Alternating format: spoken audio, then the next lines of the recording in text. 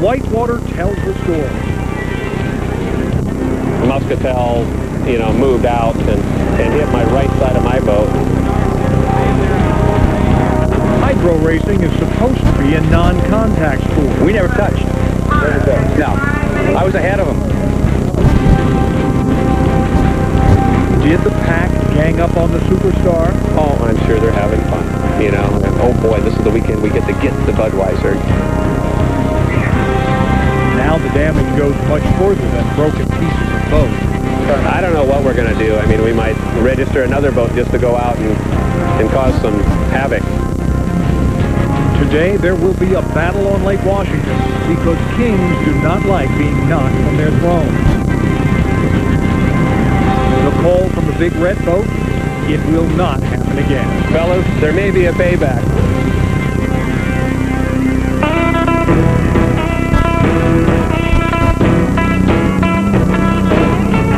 It started half a century ago.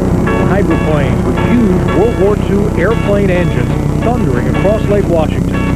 They sported names like Slow Motion, Hornet, and My Sweetie. Boats like these pioneered a sport that now looks and sounds much different. This year begins a new millennium. It also marks a milestone, 50 years of unlimited hydro racing in Seattle. We're counting down to the 2000 General Motors Cup at Seafair. This is the General Motors Cup at Seafair, brought to you by Southwest Airlines, the official airline of Seafair. Southwest Airlines, a symbol of freedom. There is no sight quite like it in the entire world. Some of the boats lining the log boom here on Lake Washington got here on Thursday. 4 days on the water just to get a front row seat. Meantime, Genesee Park is beginning to fill up, and by noon you will not be able to move around the food and entertainment booths. Some folks have already staked out their claim on a piece of turf. It's theirs today to watch all the action on the water and in the air. And here is some of the action that everyone here and all of you at home will see today. This, of course, the big red boat, the U1 Miss Budweiser, driven by Dave Vilwalk.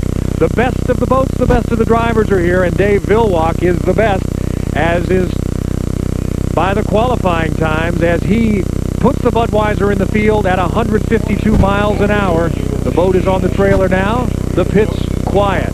This team knows what they have to do, and so do all the others that will be running, trying to chase the Bud today. 152 miles an hour for the Budweiser. Here you see some of the rest of the speed with the Lowrys, the Elam. Watch out for the Misco Bowling and the Freddy's Club. They had to do a lot of repair work this week to run that 145 speed today. We've got lots of stories to tell you about these boats. Here's one of them. The Lumar will not be running today. Look at the hole in the bottom of that boat. Here's what happened yesterday, late in practice, as the Lumar will sit on the trailer for all of this afternoon's racing time. The Lumar coming down the straightaway, bouncing along on the rough waters of the lake just yesterday, and somehow popped a hole in that sponson. They will not be competing. On the other side of the coin, it wasn't such an easy day for Kenny Muscatel either here in the Miss Free Eye, as he literally just spins it out on the water yesterday. However, no damage to his boat. He was all right, so he comes out to practice this morning, and what happens? He goes dead in the water earlier today. A number of boats were out on the water practicing today. The York, as you saw, their qualifying time, they came back out with Mark Webber at the controls, fine-tuning, getting ready for competition here this morning, and the Elam as well. The champ from a week ago, can Mark Evans win again? Can he beat the Budweiser? Well, here are the lineups for the heats today. Take a look at how they shake out with the Lowry's York Jerky Boat, the Elam, the Skyway Misco Bowling, the Oh Boy Alberto, the Lumar, and Zentex. We'll talk about them, and the vacationville.com. Meantime, Heat 1B, Budweiser, Zenetics, Freddy's Club, Appy and Geronimo, and the Free Eye in Heat 2B. And that brings us to this very moment. And good morning to all of you once again. Steve Rabel here from Stan Sayers Pits, and our position once again high above the pits here in Lake Washington. Glad that you could join us for KIRO 7's live continuing coverage of Seafair 2000. So glad you're with us. 50 years now, folks have been coming to Lake Washington to race boats, from those old piston-powered and wooden boats to the composite material, turbine-powered jets on the water that we see today. They've been coming to race and to cheer. You know, we have a need for speed here in the Puget Sound area. Now you add the Blue Angels, add the Quest Air Show, and you've got a happening that we call Seafair. Parties on the log boom, parties on the shore, and all of you partying along with us as it's a little chilly, a little breezy, and somewhat overcast today on this Sunday morning as we get ready to go racing. Let's talk about the conditions and the boats and the drivers and a man who wishes he had a jacket on, just like I do. My partner here in the pits, Scotty Pierce. And Scott, first of all, it is a bit breezy and a bit chilly. Is that a good deal or a bad deal for these boats and drivers? Well, actually, for the drivers, it's probably a good deal, Steve, because the temperatures in the cockpit when it's in the 80s can reach 130, 140 degrees. When it's cool like this, bring it down into a reasonable 100-degree level. And so the endurance factor, you become a little bit more able to hang on to the boat longer at your peak. However, I would like to have a fire suit right now because I'm freezing. And what does the breeze, what does the wind do to the surface of the water out here? How difficult does that make it to drive on? Well, Seattle's always difficult, with or without wind. Today we have a swirling wind, which is kind of unusual. We haven't seen this in the last few years, and so you really don't know where it's going to come from. I do think it is going to die off, and the wind won't be a factor today, but always the log boom, the boats that have come in after the Blue Angels show, it'll be plenty of rough water to watch the boys rock and roll. One other thing that will probably bring these boats closer together is the new rule this year on fuel restrictions. Let's briefly touch on it. We'll talk to Mike Fitzsimmons a bit later, but the Budweiser has really been the one that has been hampered by the fuel restrictions because they've been winning so much.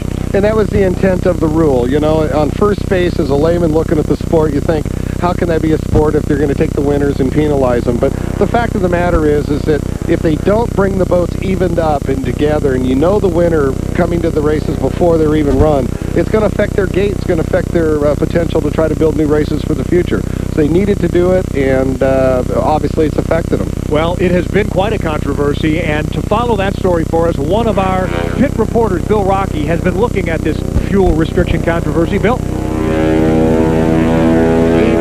Budweiser is obviously affected by this. Yeah, I bet. Driver Dave Vilwalk and his crew, they've worked very hard to get on top. The problem is, because of Budweiser's dominance, competition in the sport has suffered. To even things up, the UHRA came up with a system that regulates fuel. Here's how it works. All the boats start the season with a fuel flow of 4.3 gallons per minute. If you win a race, you go down to 4.2. If you win again, you drop to 4.1. As your fuel flow drops, so does your horsepower. At the Columbia Cup, Vilwalk was down to 3.9. Yeah, obviously, we're the target of this type of thinking. Would the public like to see Tiger Woods with a half a golf club, or have to play the U.S. Open with a shovel? Would that be fair? Well, it would certainly allow some other people to win, but would it be a fair competition? Well, I say not. Would people have liked to see Michael Jordan play with 10-pound leg weights? And then if he still won, he'd get 15-pound leg weights. And if he still won, he'd get 20-pound leg weights until he lost. Would the public like to see that? Outside of the Budweiser camp, opinions are much different. Most feel if the sport's going to continue, you have to have more competition. Dave needs a boat that's equal to the rest of us. He's getting all this publicity about being this really super hot driver. Well, they've got the money, they've got the boat, they've got everything, and they're whooping us, all the time. And it's just not fair. So let's restrict him a little, bring him back. In fact, I would like to see the UHRA bring all our fuel restriction data, all this data that we collect, and bring it public, and let you guys see how much fuel flow they're flowing. The bottom line is does Dave Vilwalk and the Miss Budweiser and Bernie Little want to have a sport to race in hydroplane racing? And if the answer to that question is yes, then we know we have to have a competitive series. And I guess, unfortunate for them, they're the ones being restricted right now. But the bottom line is if we don't put on a good show out on the water, I don't know what we're going to do with these things. Who's right? Who's wrong? Everyone has their opinion.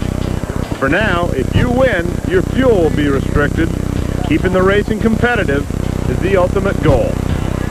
Now, Dave didn't win last week, so he goes back up to 4.0 this week. Mark Evans, on the other hand, he did win, so he's down to 4.2. It's going to be interesting to see how Dave runs here in Seattle at 4.0. That's going to probably be the key to what happens here today, in my opinion. Steve?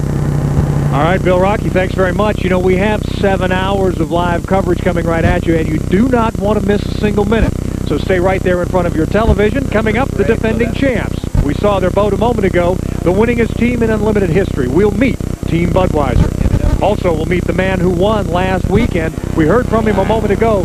What does he have to say now? Can Mark Evans make it 2 straight? A little more mellowed, a little more seasoned, if that would be a word. You know, I've slowed down on my hyperness and my aggressiveness as far as going totally into what I call the maniac mode. Mark Evans is a fun guy, but a serious racer with the experience. As you can see, though, is Randy Haas on the inside. And the man of the day, at least when it comes to hydroplane racing on television and radio. Our play-by-play man, Mike Fitzsimmons, joins us as we count down to the start of racing at the 2000 GM Cup at Seafair.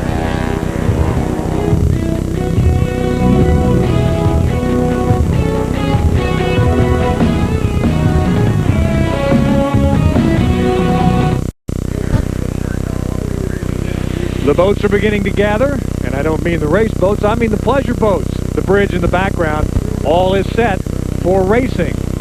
As soon as they put this boat back together, fuel it up and get ready to go. The work continues here at Stan Sayers Pits as we get ready for the GM Cup 2000 here at Seafair. Glad you're all joining us.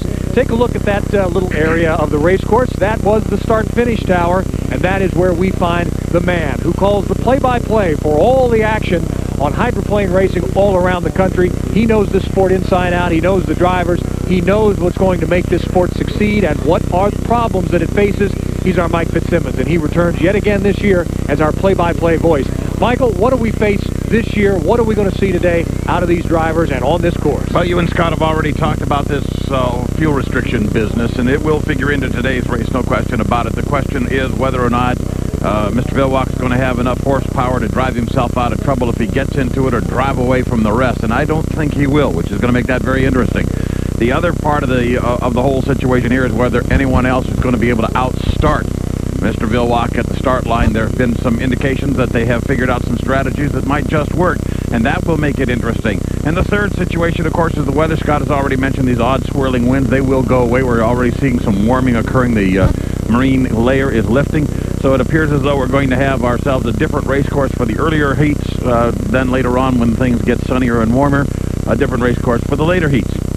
All that figures into a few unknowns that, given the right flow, if you will, of events, might make this one of the more interesting Seafairs we've seen in a long time. Mike, we're going to talk about drivers in 1 second. Handicap this for me. You don't have to go through the whole list, but do you have a dark horse? Do you have a guy out there that you like aside from the Big Red team? I do, and as I mentioned on the show last night, I do think Purple and Gold is going to figure into this one as well. It's Huskyville, of course, and I think that George Stratton is due. I think he's a driver that has just simply been underrated entirely. His boat has been coming up. John Walters, the crew chief, I think has done the job that needs to be done for this particular race, and if anybody can pull the Budweiser, I think they're going to be the ones. All right, Mike, back to you at the start-finish line. We'll talk more about that in a bit. Let's give you some insights now into today's festivities. We'll show you around, get you acquainted with some of the teams and some of the drivers, the guys at the controls of these magnificent machines. Chopper 7 gives us the bird's eye view, first of all. You see Stan Sayers Pits off in the distance. You see the log boom there and the course right out in the middle. That's all that open water that gets choppier as the day goes on. What about the crews? Where are they? Here's a little bit better look. Starting out on the east side of the pits, Tate in the first slot. Next is the Skyway Park Bowl, and the casino presents Misco Bowling. Driver there is Mike Hansen. Now, the only piston boat here today, Mitch Evans drives the U3 Vacationville.com boat. Then we have what you might call the prime real estate, Miss Budweiser Camp. Definitely a nice facility there. Scott Pierce likes that too. The Miss Budweiser has that part of the boat. And that part of the pier, Bernie gets what Bernie wants out here on the Bernie's always got what Bernie wants. Then we move around there to the point where Jimmy King and the Lumar window film boat will be keeping shop. Next to them, the second fastest qualifying boat, the Lowry's presents York Heating and Air Conditioning. And Mike Fitzsimmons, if you're still there, Mark Webber can drive this boat and drive it well. He can indeed, and I think Mark is also one of the dark horses. This is a real driver. We have a number of inexperienced drivers in terms of the number of races they've participated in, but we have perhaps one of the most talented fields of drivers ever in our sport. Just a couple of veterans and a whole compression of younger guys who have done very, very well in the smaller classes and have jumped right into the Unlimiteds and continued to show a lot of promise. Well, let me catch up here. One of those drivers was George Stratton in the Appian Geronimo. We showed that a moment ago. Nate Brown in the Old Boy Alberto. The sausage boat is back out there. The green and the red and the white, we like to see that here. Next to Nate is last week's winner, Mark Evans, in the Elam Plus.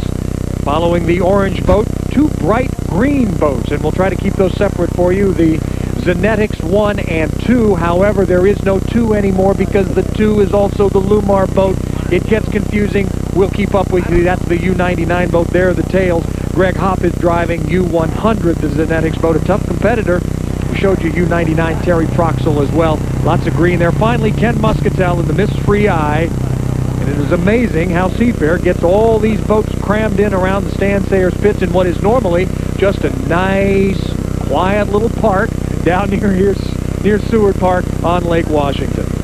Well, fuel restrictions or not, the team to beat is going to be Miss Budweiser. Bill Rocky is watching the Bud Camp today, and he talks to us about the success of Bud.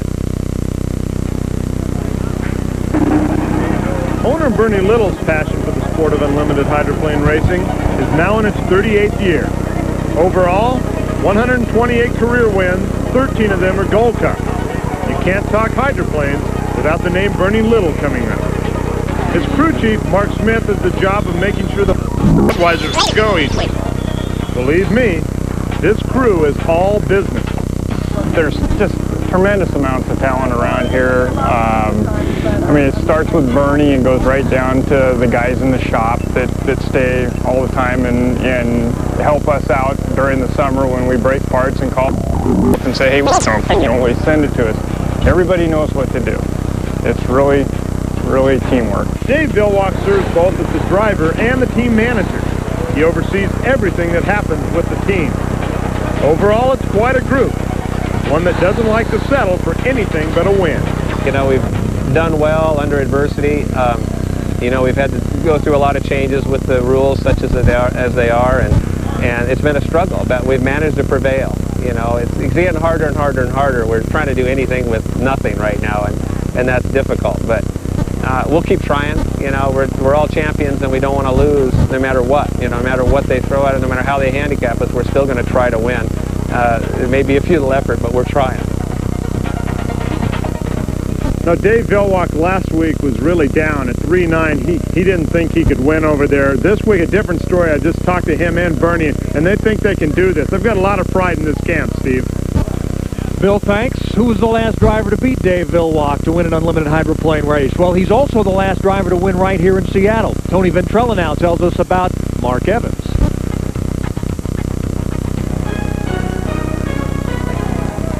He's one of the most gregarious, the most committed, and without it, one of the hardest working drivers in unlimited racing.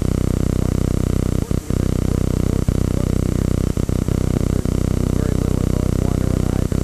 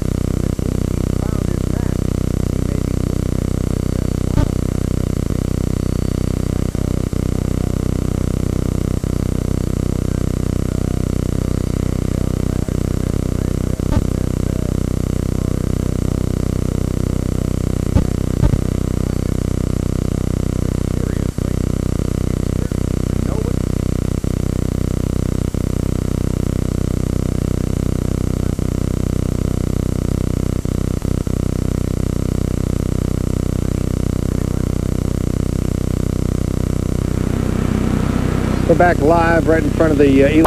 They had some gearbox problems. It took till midnight. found little particles in the bottom of the gearbox. That's a bad sign. I'm no mechanic, but it's not a good thing. They fixed it. The boat's running well, and we'll toss it back to you now. We'll come back down here for a special presentation as soon as you can get it back to me. See you later, guys. Tony Ventrella, not a mechanic. Some insightful words there we've come to know and love. Do not go away. We have the opening ceremonies coming up in just a few minutes, and this is the place to be if you own a boat today. Can anybody remember being on a boat on the log boom for the very first Seafair Hydro race? We'll take you back a half a century when we come back.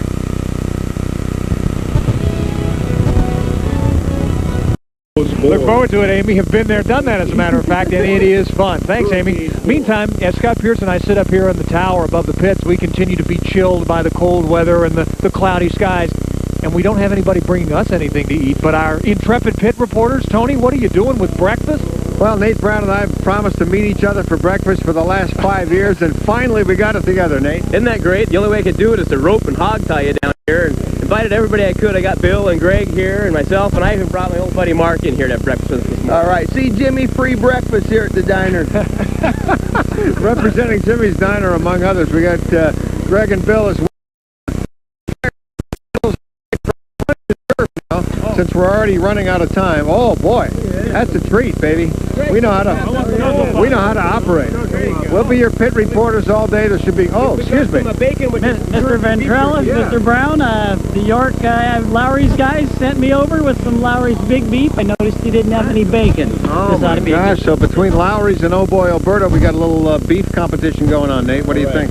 Well, you know, the big beef is okay, but the Oh Boy, Alberta beef jerky is much better, and we're going to beat them today, guaranteed.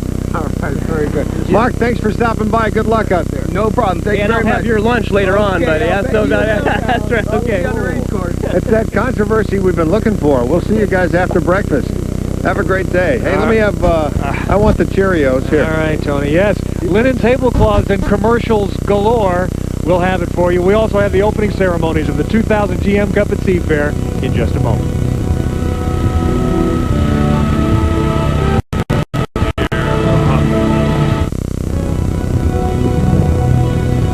The shores continue to fill up along Lake Washington, even a couple of toes in the water on a chilly day, but we expect all that to burn off as fans start heading toward the race course. Argosy. Enjoy your trip, folks. You're in for some great racing today, and a nice sunny warm day we expect as we get set for the opening ceremonies here at Seafair. The fire boats are out on the water. We have the Quest Air Show that will be taking place overhead. And remember, right around noontime, the fabulous Blue Angels will be performing. My co-anchor Susan Hutchison will be up here in a couple of minutes. We'll preview that for you, talk a little bit about the Blues. Meantime, the air show continues as the Navy and the Coast Guard and all the rest get ready for presentation of colors. We'll also be having the singing of our national anthem in just a matter of seconds, as a matter of fact, so stand by with that. Also, the log boom folks are probably, in some cases, just waking up after a night of partying out there. As we understand, we watched Eyewitness News just last night, and the partying went well into the morning, as you can expect, but so far, at least yesterday, not a lot of problems as far as police and what have you concerned. Now time for the singing of the national anthem and our opening ceremonies here at the 2000 General Motors Cup at Seafair.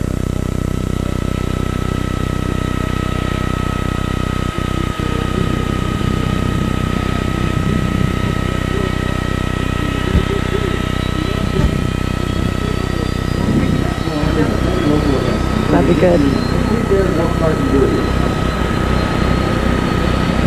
And the Evergreen Seafair as well. Now to Auto America, here is Diana Austin and our national anthem.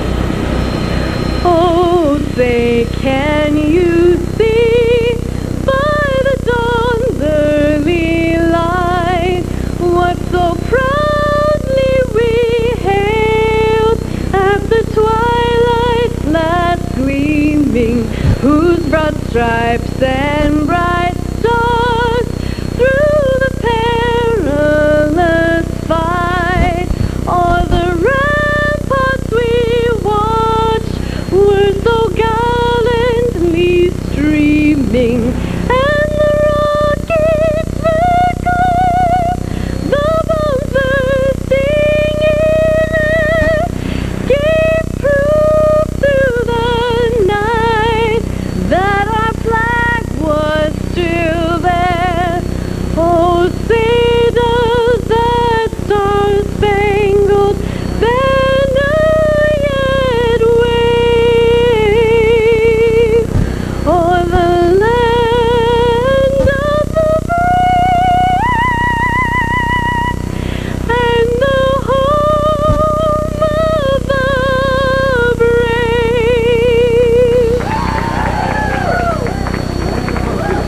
What better way to begin a day out on the lake than with our national anthem?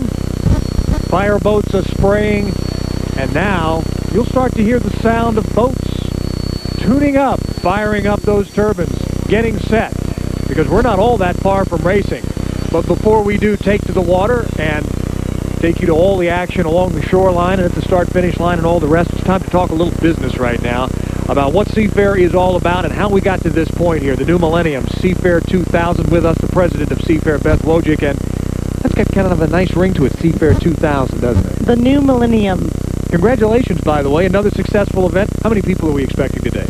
We'll have about 300,000 down here today, Steve, all over the place on Mercer Island on the I-90 bridge, but best place to see it, obviously, here in the pits. It's going to be a big day. We've got Blue Angels back again, the Quest Air Show. It has become, as we've talked about before, quite the family event, and that's what we really wanted Seafair to be all these years, right? It's great to see the kids here. There's so much for them to do. It's really neat. We've added a lot of attractions.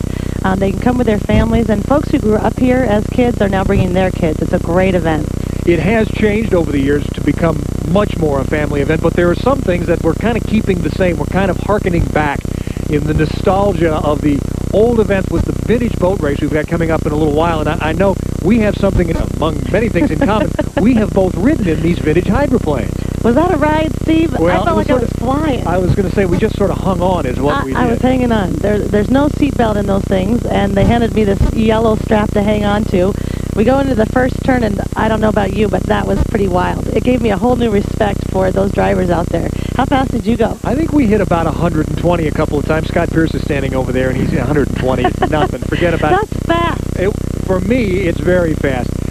Good luck. I know you're very busy. We don't want to take you too much away from all the business, but try to have fun today. Try to enjoy yourself, and all the volunteers. Let's give them credit as well. Oh, these guys have been working all week on this event, taking their own vacation time to make it happen, and I'm really proud of the job they're doing, Steve. And I am going to enjoy today, because the sun's going to be here any minute now. It will. Keep your fingers crossed. Harry said it would be. Beth Wojcik, president of Seafair, thanks much. Thanks for having me. One of the things that Beth has to oversee is the log boom. Those boats out there on the log boom, that space sells out very quickly because it is prime real estate when it comes to watching the boat races and when it comes to partying. And our Kevin McCarty, seems like every year, Kevin, you draw the long straw on getting the log boom assignment. I must just be lucky, although this morning, you know, it's a little cloudy, it's a little cool, but that's just part of the price you pay because you know that this is going to burn off and it's going to be very sunny and we're going to have to get out the sunscreen. But cloudy or cool or not, take a look at this line there this morning. There's just boats all the way down. There is no available space. It's been sold out for a long time. A lot of people are even saying that they can't get a place next year because those spots are already sold because this is the most popular place to be. And it has been for a long time. Let's take a look back now at 50 years on the log boom. The 2-mile log boom serves as a front row anchorage for over 500 spectator-filled craft. As long as there has been hydroplane racing at Seafair, situated right alongside the race course, the log boom is where the hardcore boaters and race fans flock to get the best seat in the house. Back when the Thunderboat still sounded like thunder, spectators parked on the boom, watching the races up close, nearly feeling the spray of the rooster tails. And of course there were the fabulous shows where water skiers wowed the crowds with really cool tricks, like this one. Now why did they ever get rid of these shows anyway?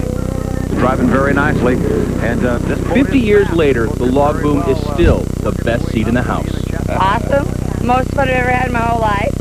Kirsty Engberg has been coming to the log boom for 26 years, and a member of her family has been at Seafair every year since the beginning. My grandmother and my grandfather took my mom the very first day at Seafair. This is only Jim Wiseman's second year, but already the boom is becoming a tradition. Pretty much left alone to do what we want to do. Drink, party, loud music, women. I didn't say that. So whether it's the sweet nostalgia of days gone by or a whole new generation starting new traditions, true Seafair fans, the log boom will always be the place to be. You know, we're right here in the action, in the spray, in the waves. This is it. It's happening right here. And if there's trouble out on the log boom, there's always help. You can see the vessel assist boats, and they got a repair boat out there. If you look a little bit over to the side, we're going to pan just a little bit to your left, if you would, Scott. There's the Chief Seattle. out here just in case of emergency, and everyone hoping nothing goes wrong so everybody can just have a nice free day out on the log boom and have a good time. So far this morning, things have been nice and quiet. Everyone's staying a little bundled up, having the hot cocoa, well, maybe the Irish coffee, to try to get warm, get ready for the races. Everyone's ready for a big day. Steve? All right, Kevin, and those races begin here very, very shortly. We are less than a half hour away from Heat 1A. Stand by. Continuing coverage of the GM Cup at Seafair when we come back.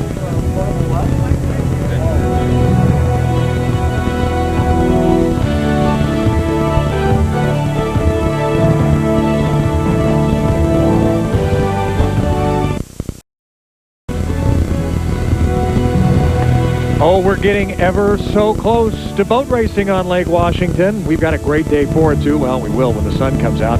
So, have you asked yourself, how did hydroplane racing get started in Seattle? When did the turbine boats replace those old piston boats? You know, the ones that made all the great noise that everybody loves to talk about. And what about all those famous drivers? Well, we turn to KIRO 7's Brad Good. He is our roving reporter today, and he joins us with a bit of a history lesson on hydroplane racing. Brad? Absolutely, Steve. You know, in a half-century of hydroplane racing, we have seen plenty of thrills and spills out here on the water with these boats. So let's take a look back and see just how far we've come and how the past continues to fuel the excitement of today.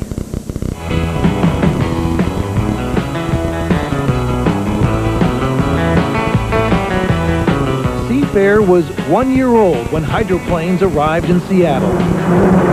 It was a strange sport, loud, fast boats racing at extreme speeds. It was 1951 when Ted Jones and Stan Sayers brought Gold Cup racing west for the first time ever. It's estimated more than 350,000 people came out to Lake Washington that year to see this oddity. That was the beginning of Seattle's love affair with the sport. Seattle was a dangerous place for racing. 2 racers died in the 1951 Gold Cup. In 1954, a hydroplane landed in the middle of a garden party. The Gale 4 lost control, bouncing onto the beach. In 1958, the Miss Thriftway crashed into a Coast Guard boat. Bill Munsey survived and went on to become the sport's winningest driver, a record he still holds today. The 1960s proved to be the best and the worst of times in Seattle racing. 6 unlimited drivers died in that decade, but it also revealed a future legend. The Miss Budweiser joined the ranks in the mid-60s, and in 1969, Seattle handed Bernie Little his first of many championships. Those early years of hydroplane racing fueled a fascination, especially with children. All around the city, miniature hydros were carved out of wood and towed behind bicycles. That fascination launched more than one hydroplane racing career. I think my biggest memory of unlimited hydroplane racing was on that day, my father turned on the television and all 3 channels covered it back then. And that's what we did all day. In between heats, we would go out and tow the boats behind our bikes, you know, between the heats, and then rush in and watch another heat. In the 1970s, Chip Hanauer left his bike behind and traded in the string and toy hydro for a racing engine. He jumped in the Barney Armstrong machine and began one of the most outstanding hydroplane racing careers in the sport's history. 1974 marked the introduction of the first turbine engine. The U-95 offered great promise, but sank in Seattle. Chip Hanauer has clear water. It wasn't until 10 years later that turbine engine racing really took off. Chip Hanauer drove a turbine to its first win in Seattle in 1985. As the hydroplanes got faster, the emphasis turned to safety. It wasn't until the late Bill Munsey died in Acapulco, and in the following year, Dean Chenoweth died in the Miss Budweiser in Pasco. Then people finally realized those were the 2 finest drivers that ever put on racing equipment. After losing 2 of the sport's best, Ron Jones put jet canopies on 2 boats in 1985. The canopy was put to the test in the off-season when Steve Reynolds rolled his Miss 711. When he walked away from the wreck unscathed, the UHRA ordered every racing team to install a canopy before 1987. Despite incredible crashes, since the inception of the canopy, there have been no driver fatalities. As the 90s rolled in, hydroplane racing was faster than ever. The Budweiser reigned, but you never knew what could happen in Seattle. Hydroplanes landed on top of each other, boats flipped, and came back to win at the end of the day. Hydroplane racing has its ups and downs, but Seattle's love affair continues. Those kids who towed their wooden boats behind bikes in the 50s are now adults, many of them still towing their wooden boats. Well, I have to tell you, I saw a youngster yesterday here in the pits, again, pulling one of those little wooden hydros behind him. It's so great to see. I guess you could say that Seattle's love affair with hydroplane racing is definitely being passed from generation to generation. Steve, back to you.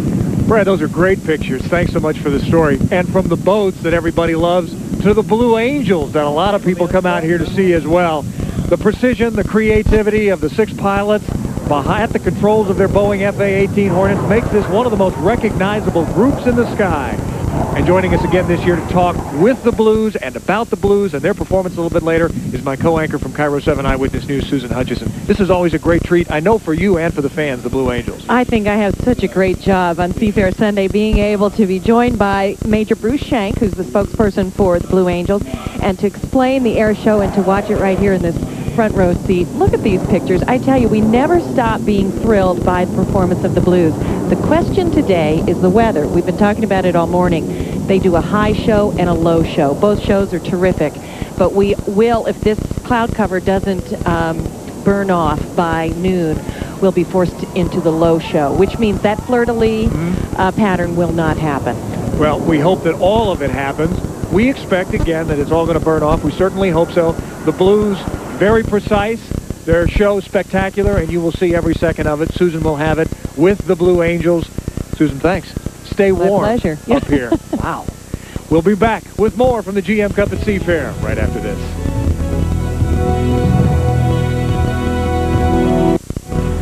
The work continues in the pits. A few name alterations are taking place on the Zenetics boats 1 and 2, the green machines that are going to be a part of the Seafair competition today, the GM Cup. Now, those boats are owned by longtime Seattle boat owner Fred Leland. You might remember that Fred had a team called Pico just a year ago. Well, the Zenetics boats had one of the drivers, one of the greatest drivers ever before it was Zenetics. Let's sort it all out for you. Our other pit reporter, Greg England, is standing by to tell us what's going on down there in the green boat camp today. Greg? That's right, Steve. Well, Greg Hopp is relatively new to racing, at least at racing the unlimited boats. He's in his 2nd year, but he's a guy that's been around racing all his life. And because of that, he brings a fearless passion to the water every time he races.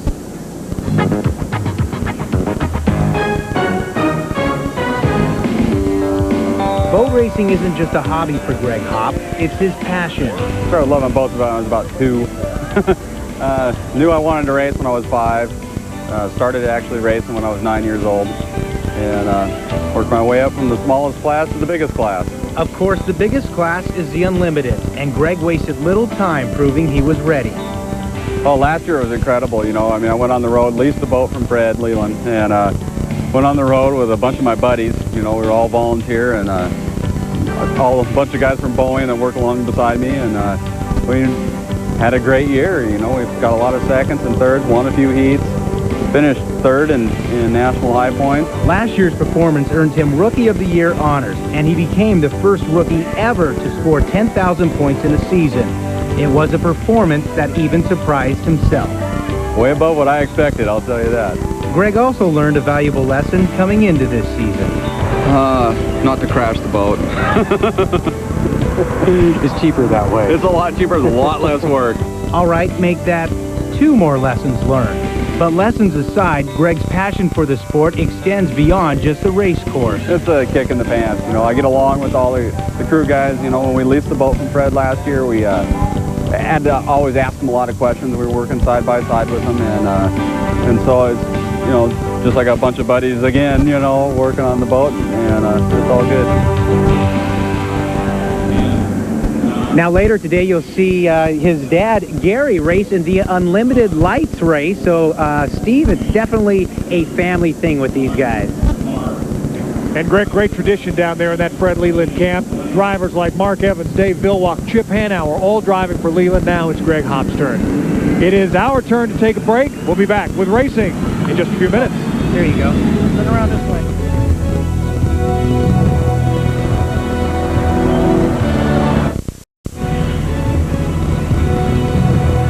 Well, the preliminaries are over. You've heard from the drivers. You've seen the stories of the history of hydroplane racing here in Lake Washington. We've showed you some of the festivities along the shoreline and what's going to be going on out on the log boom all day long. Now it is time for the main event. The racing begins when we come back. Heats 1A and 1B. We'll set the field. We'll give you the strategy. We'll tell you what to expect at the GM Cup here at Seafair for the year 2000. Your continuing coverage on KIRO 7 in just a moment.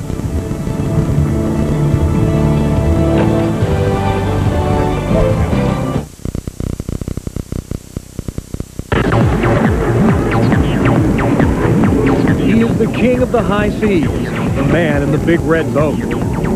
Dave Bilwach has amassed an incredible record. He's won 10 of his last 11 races.